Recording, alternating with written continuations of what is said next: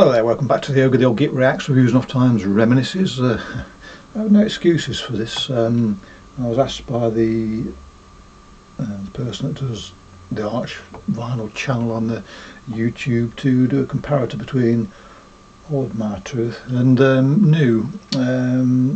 See what I thought the difference was. This was some time ago. I've got no real excuse as to why it's taken me so long, but it has. But hopefully this will address that that's wrong, and we'll crack on. And now I have heard the old Martröð,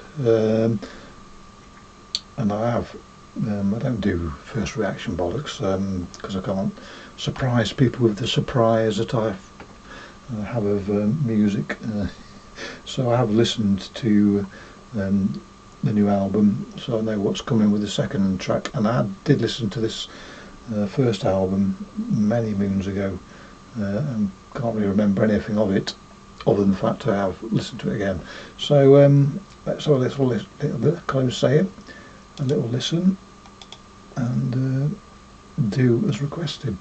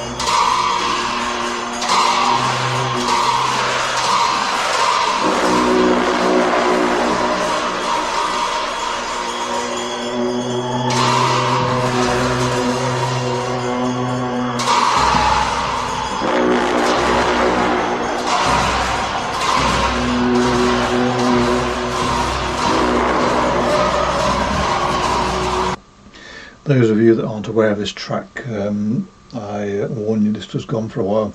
And as far as intros go and scene setters, if you like, I find this more irritating than I should do. But it does annoy me for some reason. Don't know why.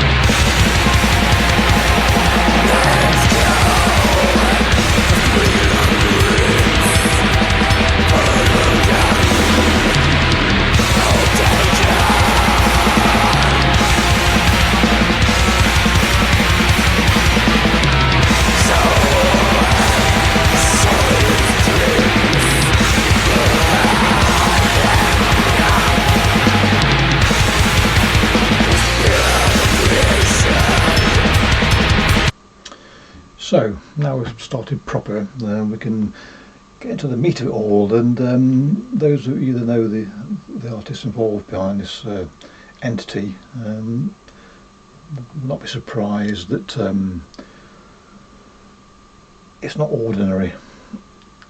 You know, you can lump it in with various bands that sail the same seas, but it's not ordinary, and there are aspects to it which nuances, I suppose, that do make it different from other bands that are in a similar vein. Excuse my cough. But it's got its identity, and you know, you're not surprised when you know who's behind this. But it's one of those dichotomies between being an uncomfortable listen in some ways, but still being engaging. It's not the most uncomfortable listen. It's not the most hazardous to your ears or hard to listen to. But there's still the composition still means that you can't relax to it. I can, but relatively speaking, you can't relax to it. It is poking at you, and it is establishing a challenge to a degree.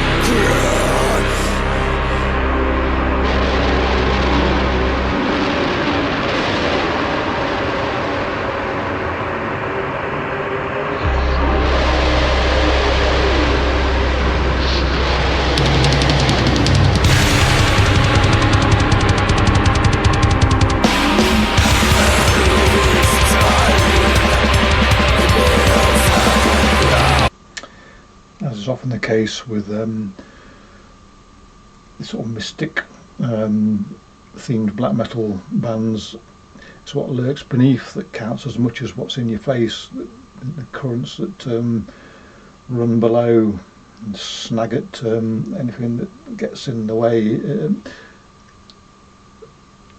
Sometimes are fleeting. There was some sort of lead guitar swirl earlier on that grabbed me, and as soon as it did, it went back into the depths. And then there's a persistent keyboard tone here that adds to the atmosphere and adds to the murkiness and adds to the shamanistic nature of this. I'm not sure. I never, as I said, time again, never really go into the themes of the music, but the feel of this is such that you do get the sense of almost shamanistic intent, if nothing else. Yeah.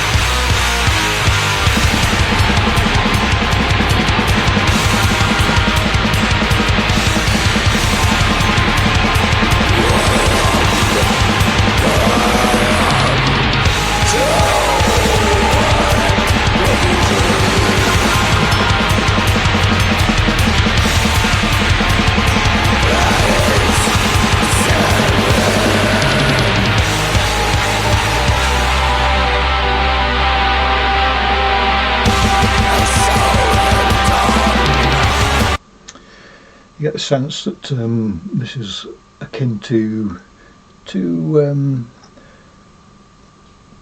beings or entities twisting reality above the chorus of the damned. The undercurrents are mentioned do give the sense that that it's coming from the depths, and the main meat of the music, if you will, is say, you know, to be easy to say there's a battle going on between this, that and the other, but no, for me it's more like a number of entities. Numbers don't count here, but they're twisting reality, and there's some discordancy in there that gave it that sort of shift in realities or perceptions. And I think the thing I like about it is it's not overindulgent. Sometimes discordancy or sometimes shifting tempos and whatever can be done in such a way that it's overindulgent and you lose engagement with it. Not here though.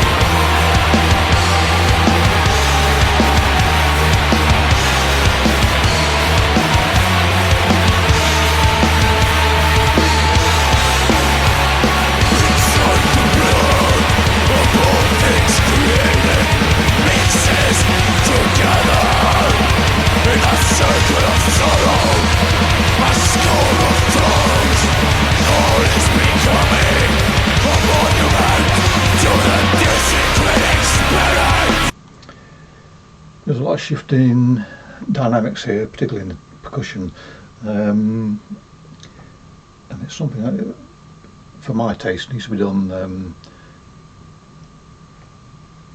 in a way that doesn't annoy. I mean,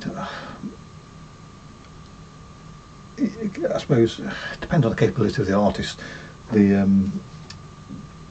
Sometimes when dynamics change, it turns me off, and sometimes when they change, it keeps me with it. And you know, the simple pleasures of an out-and-out blast or out-and-out blast sections with groovy bits in between aren't in motion here, and so the simple pleasures in life are missing.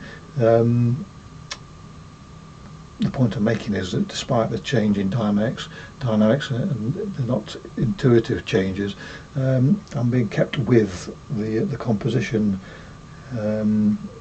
which is testament to the artists. Something else I was going to say, but I forgot what it was. I can really only hold one thought at once nowadays. So, when I have 2 points to make on anything, if I dwell too long on one thought, the other one's gone, and we are in that scenario now. What was it? Is it going to come? Is it going to go? No, it's not coming back. It might come back towards the end.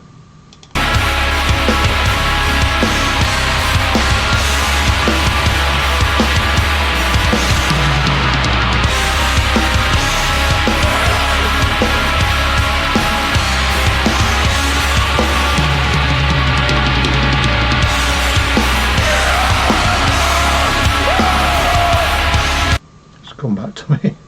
I was going to leave it to the end, but you're probably all buggered off by then, so I'll say it now. The another aspect of this, the vocals here of a form that, again, it can be very hit and miss for me. Sort of barked, proselytising vocals can very often. I often listen to music where the vocals spoil things, but I still listen to it regardless, because on balance I still enjoy things. But here, again, the barking's done in a way that suits the music, and doesn't, because it feels like there's a spiritual aspect to this. The sort of proselytising vocals don't really seem out of sync with it, and I'm quite happy to be barked at in this particular circumstance.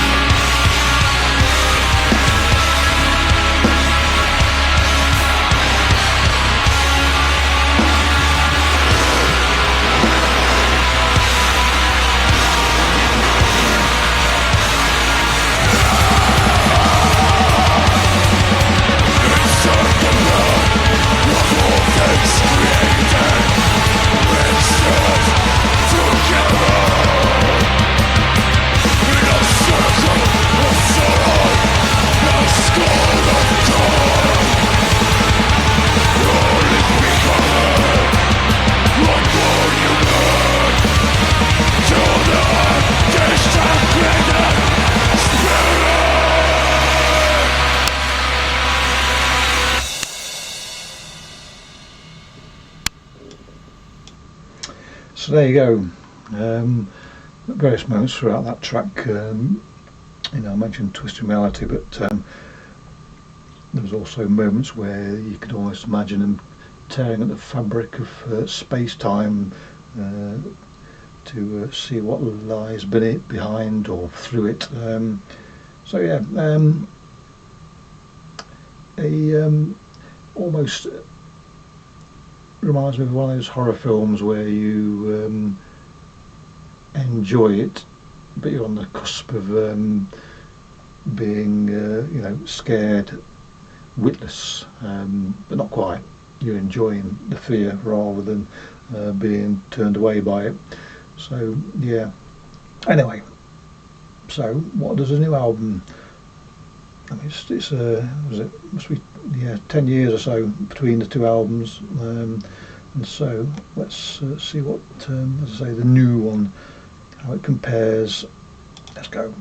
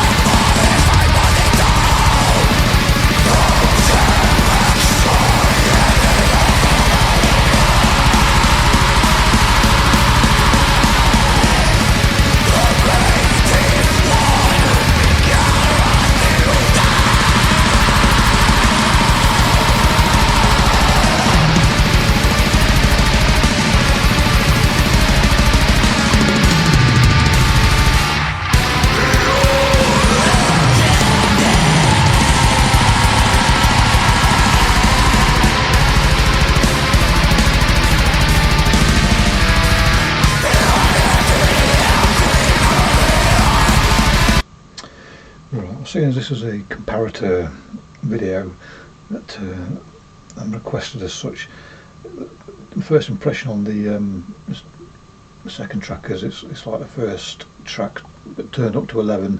The production's better, and when I say that, I'm not somebody who's immediately impressed by better production, because doesn't necessarily make for better musical listening experience, but in this case, slightly. If you would describe the production on the first track as sinewy, this is muscly. There's some bulk in there, which again doesn't necessarily make it better, but in this case I think it probably does. And they've taken the aspects that needled you and made those needles longer and sharper, but also because sharper is sharper isn't necessarily as painful, so they've also stuck some barbs in there as well. But anyway, let's listen to some more.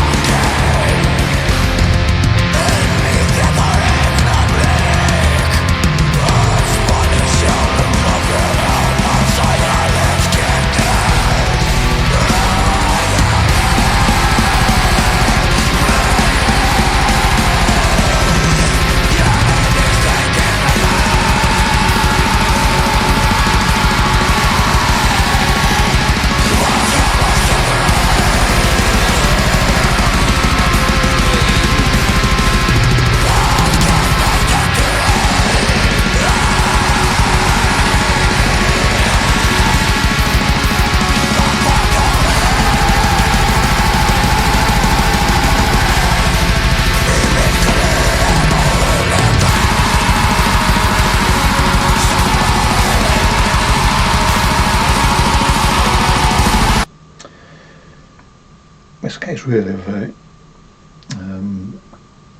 improving your craft. The artists involved in this project, I like a lot of what they do elsewhere. No surprise this is totally engaging for me. But the dynamics are still shift and change, and but it's done in a way which I do notice. If I notice in this sort of scenario where I'm actually reviewing, if you like. But if I was listening to this through headphones, in the dark, as I am wont to do late at night, the dynamics, shifting dynamics, it just becomes part of the story rather than something to notice. And I think they've improved on just about every aspect from the first album, but then again, these are far more experienced artists. 10 years have passed, and their projects they produce now are utterly compelling in many cases, so it's no surprise that the development of this project is a positive one. I think the main difference so far for me is that the picture it paints is one of a dimensional shift. So whereas before that, what did I say last time? Entities twisting reality above a chorus of the damned. This is a different dimension. The hellishness of the first track is replaced with something that doesn't give me that same vibe. There's no concept of that place with this, albeit we're still talking somewhere that could imperil you, for sure.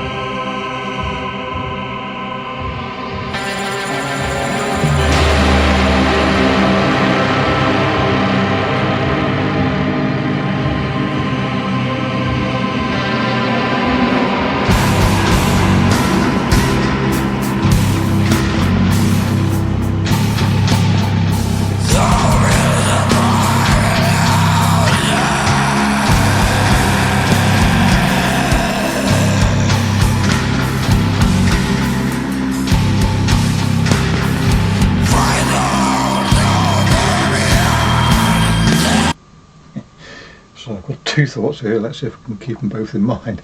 The first one is the ride. The ride is different on this track than the other one. If you can imagine that the last track was more like an old-fashioned wooden roller coaster. You know, there's swoops and slides to it,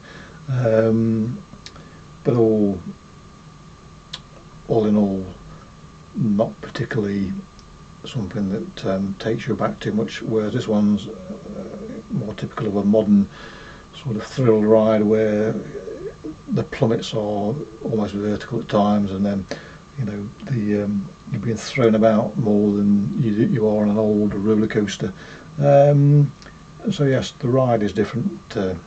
And the other thing is, having just said that there's no demon choirs of the damned and all that sort of thing, and though it doesn't feel as hellish, there's different sorts of hell depending on your faith and beliefs. And this interlude now is conjuring up a different sort of hell than the traditional Christian, if you will, hell. There's a difference. The uncomfortable, there's a sense of the uncomfortable, a sense of the diabolical, but not the stereotypical one. You're in danger here, but not from old Beelzebub. It's another one, different one.